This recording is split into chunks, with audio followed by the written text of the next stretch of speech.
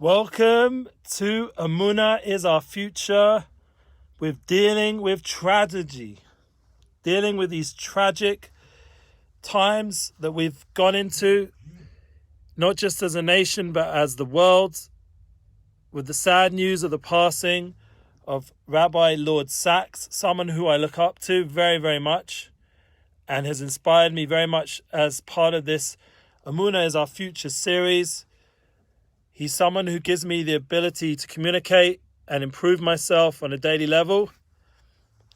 And it's a tragic on a daily level. That's right. It's a tragic moment. We're just making sure everything's set up.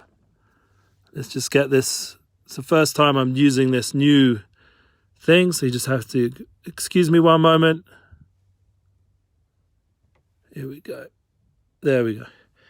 Thank God we got new equipment for our Emuna Tour class going live tomorrow night with Rav Shalom Arush, and we'll be having our rabbi here in the studio next to me. I'll be sitting on the other side, and we'll be welcoming your questions. We already have, thank God, a large list of response and questions.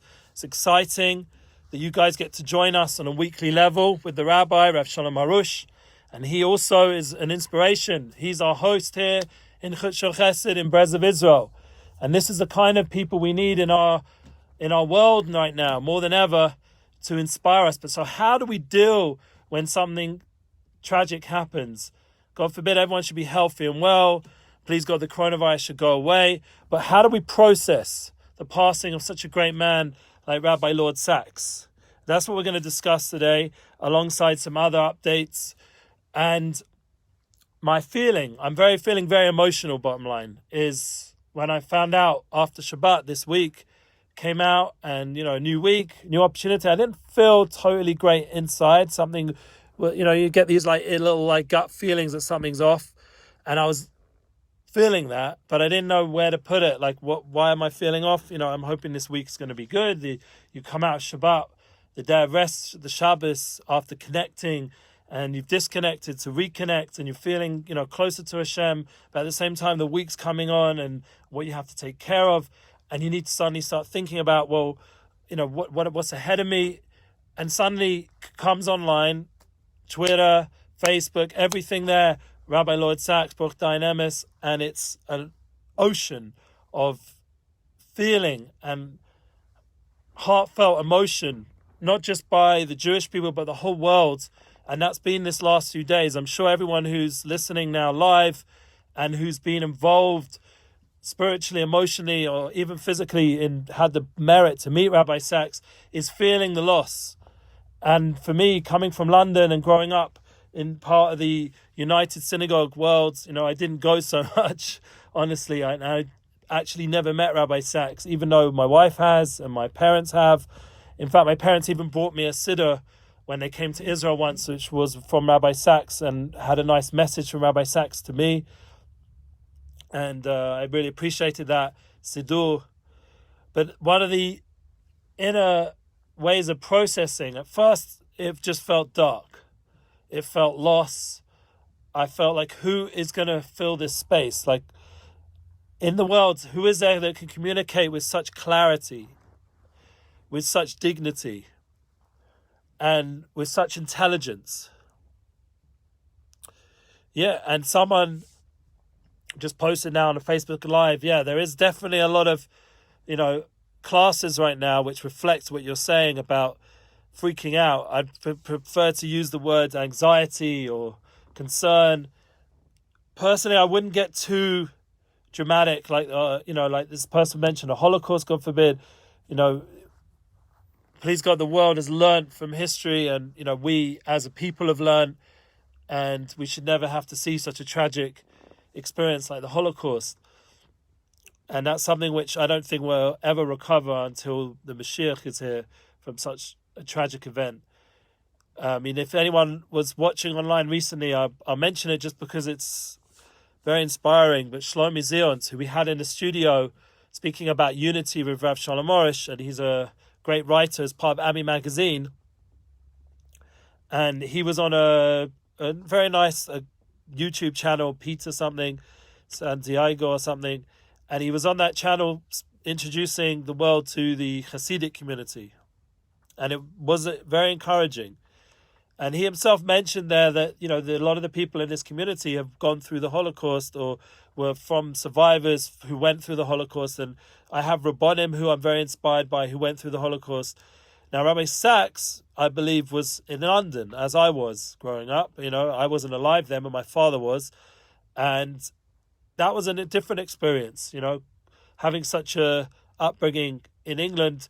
We heard about the Blitz and, all the different crazy bombings and struggles and ration cards that the English Jewry went through and all the refugees that came through. And of course, everyone has a different historic experience. But if you go into Rabbi Sacks' bio, what the point which really stuck out was when he was in university and he was starting to make his life decisions.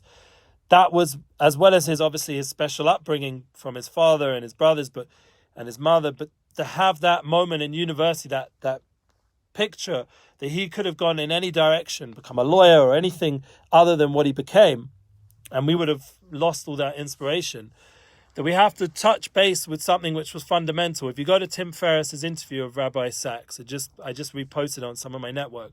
Tim Ferriss is an amazing podcaster and interviewer, probably one of the best interviewers around, and he mentions about Rabbi Sacks meeting Lubavitcher Rebbe.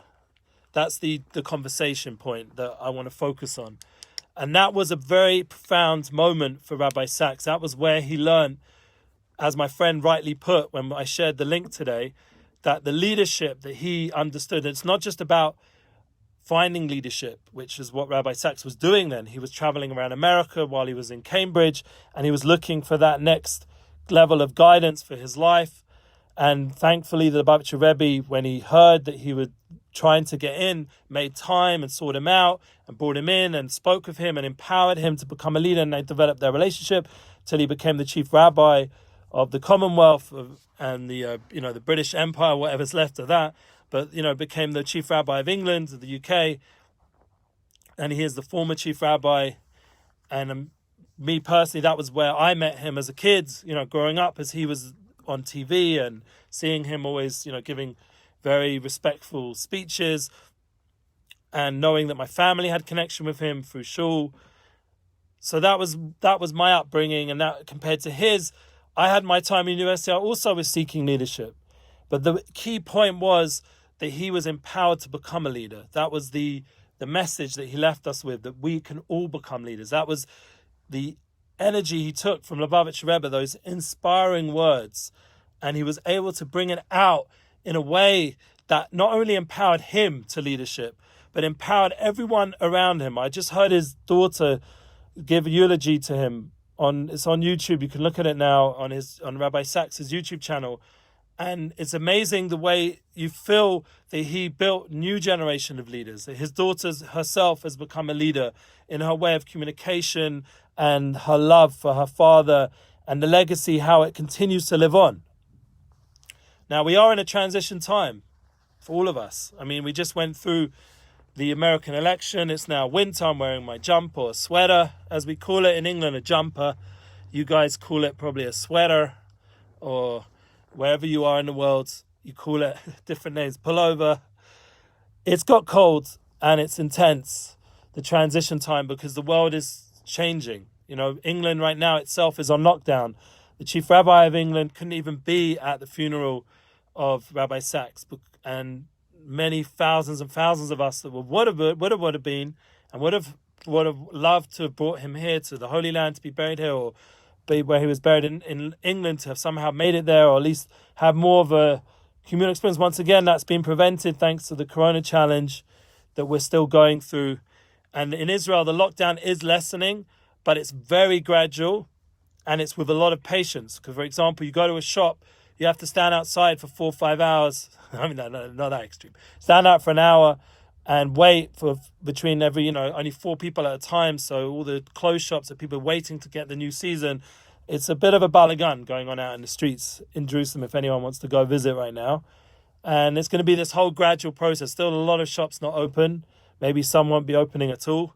So we're definitely in a challenging time. And when you're in such a challenging time, You don't want someone like Rabbi Sacks, who was such a voice up until his sudden tragic passing. It was just like caught us all off guard. We were just starting to pray for him. We heard he was unwell. We're praying, and suddenly the machla, the disease, just took him out. And it was very sudden in a very weird, profound way. At the same time, we're hearing that Biden is now apparently going to become the president of the US. And we have to internalize these two crazy transitions in our life. Like, I'm not going to get my weekly Parsha class from Rabbi Sacks. I'm not going to get my opportunity to tune into him when there's a climactic change or a drastic change in the world, like 9/11, and he wrote that unbelievable book, or all the struggles we've had with terrorism and how he's so eloquently discussed it, and all the different lack of unity and divisiveness has gone on more and more as time's going on in the world. And he's been that voice of steady calm and that middle path of clarity and guidance that everyone in the world feels comforted by. And fine, there are some people, like in every great person there, who are opposing him. You know, I never actually asked Rav Orish himself. I'm sitting in his studio, so we have to have that respect. That, you know, does he know Rabbi Sacks? Has he had connection? I don't know. Maybe it's a question we can ask on when we have our shir tomorrow night. It'd be something you guys can remind me to ask. And I mean, I'm dedicating this class to Rabbi Sacks' memory and his legacy. And I'm asking you all now, as we start to internalize this and talk this out, I'm asking all of you, how can you deal with this in a real way? Like, people have, God forbid, through the coronavirus, gone through real tragedies in their families and friends, work, losing a job. It can be very tragic. You don't feel that stability, that ability to pay your bills or to cover things that are important, like education for children, and even the education system's having all kinds of struggles. And then resources, like I mentioned the other week, you don't have the availability to access therapy or medical things that are needed or business opportunities. People have been generating a lot of momentum over the years. There's all these, like, you know, motivational speakers trying to get people to be successful. And now this is really the real time to be motivated, because this is the hardest. As Gedalia Fencer, all the training, all the years, he always says that now this is where it's really being pushed to the limit.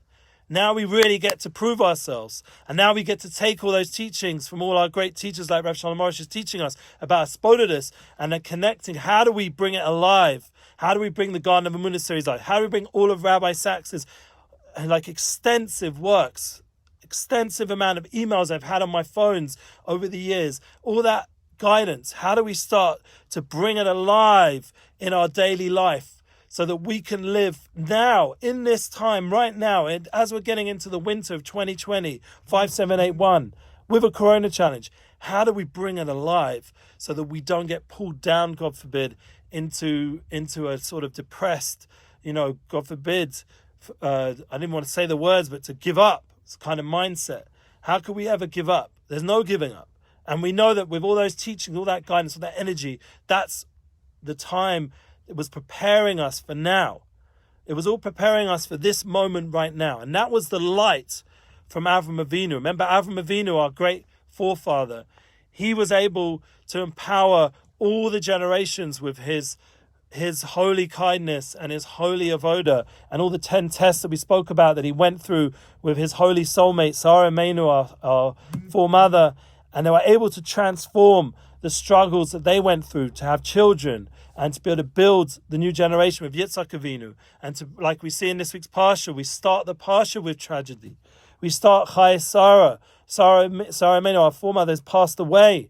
And now Avram Avinu comes back from such a big test of Kenis Yitzhak. He didn't come back and have his wife waiting for him with, you know, a hug or whatever it is, food and drink and a whole situation of celebration that they got through the test. He came back to bury his wife. And Avram Avinu had to deal with that. As we see from our forefathers, that often in this world, there's a lot of struggle, a lot of pain, and it's not easy. No one said it's easy. And as we posted initially, I was going to call this class, you know, the challenge of dealing with new beginnings are always difficult. That's what it says in Chazal. So becoming the beginning of the Jewish people and that light to the world that the world so much, thank God, can gain from, that beginning days, that beginning foundation of such a reality in the world, and we read and tap into it on an internal level right now in Parshas Chai Sarah, that Avraham Avinu's burying his wife, and he's giving us the strength to go ahead. And he does. What does he do straight after burying his wife? He then is beginning to look for a shidduch for his son, Yitzchak Avinu.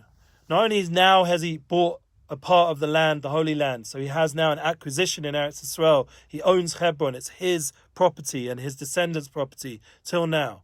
Not only is that happening, but there's also now the reality that Avraham Avinu has the ability to create a new marriage for his son, Yitzhak, with Rivka. Personally, my daughter was born this week, Rivka. So came down the soul, Rivka. Last week's Parsha, the end of last week's Parsha, and we have the celebration of the Chosna of Yitzhak Avinu this week's Parsha. Last week was his birth, and and also his bris milah.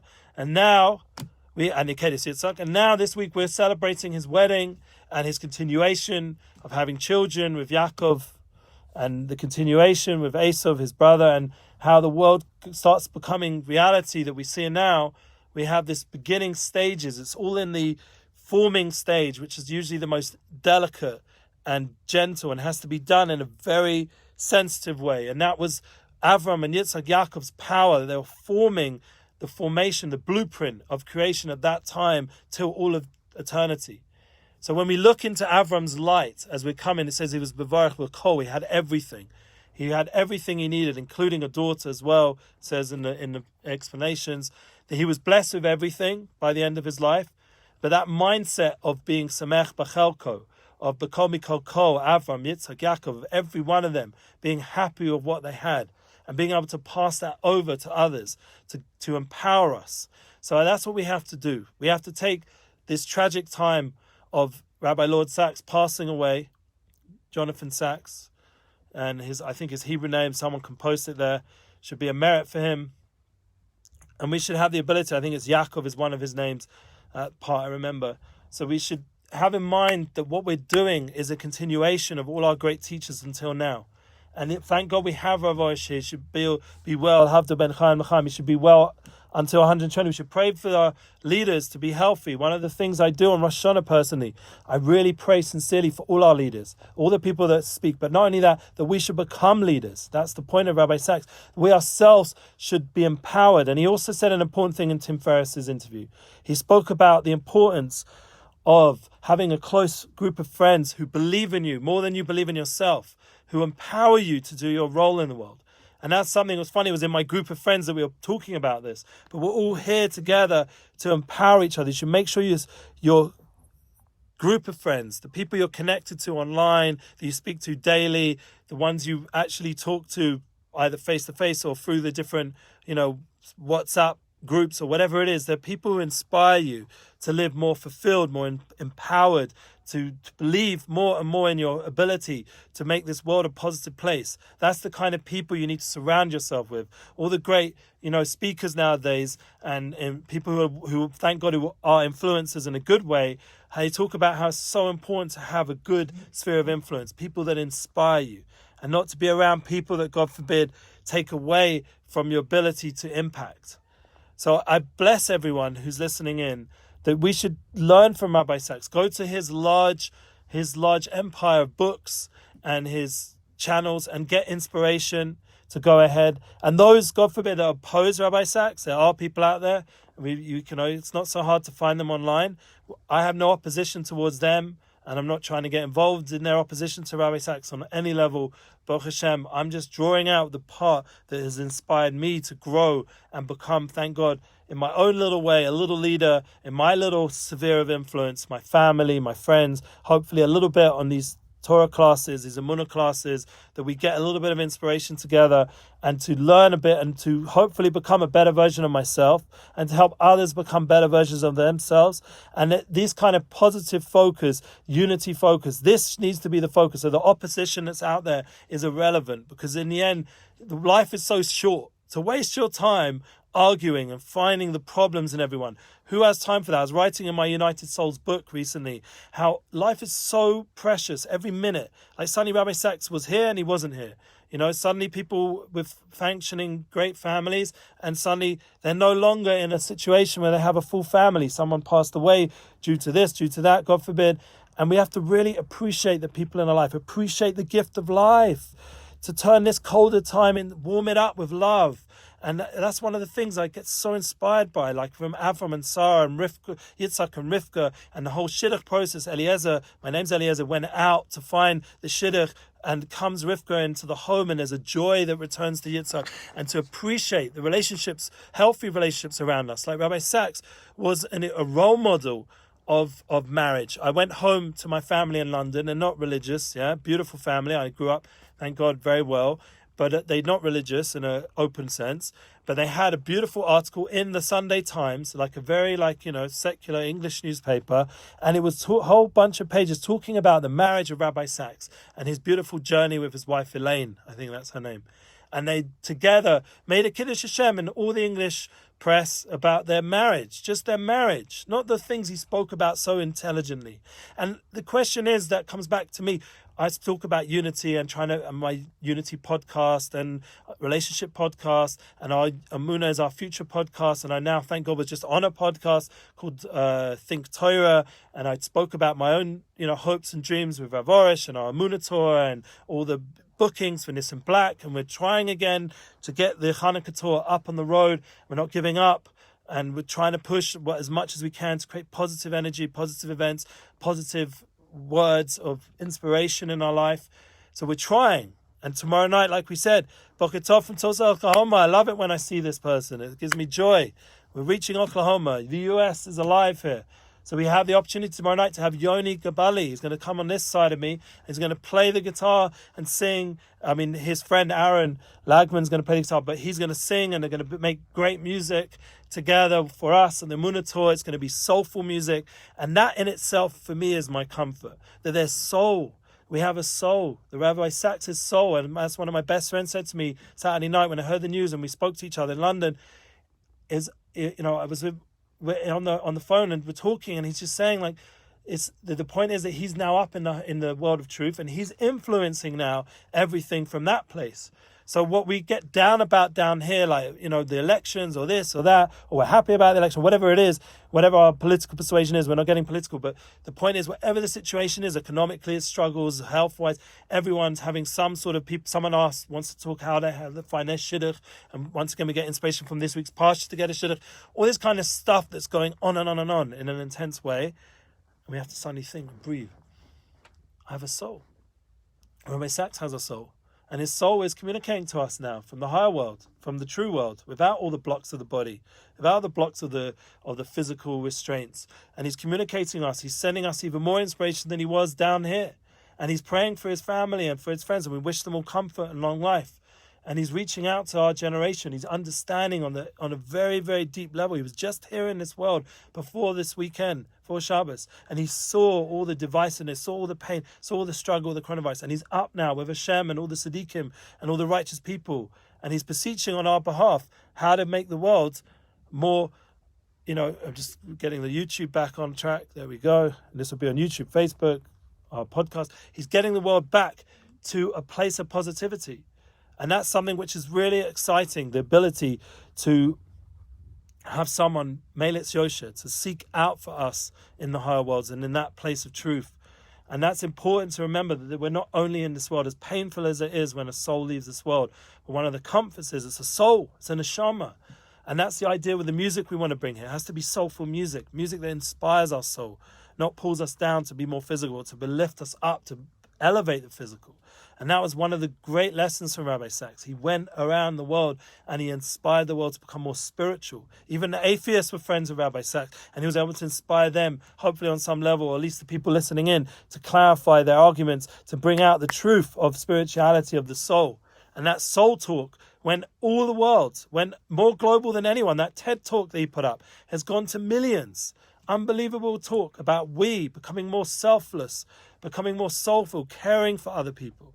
This is the kind of traits from Avram Avinu and the idea of sharing that light with the world. And we come to Yitzhak Avinu now. We come to that time in this week's parsha. We're transitioning now to the time more of Gevurah, of getting that strength in place so we can deal with tragedy. All of us should have the power to turn around the tragic moments in our lives and to turn them into moments of strength and resilience and courage and power, and do our jobs, all of us, to take those lessons of truth and kindness and peace and to bring it with strength and power no matter what's going on, no matter what the situation is in the global world and with the Corona challenge, that we can do our mission with simcha and joy and with Emuna.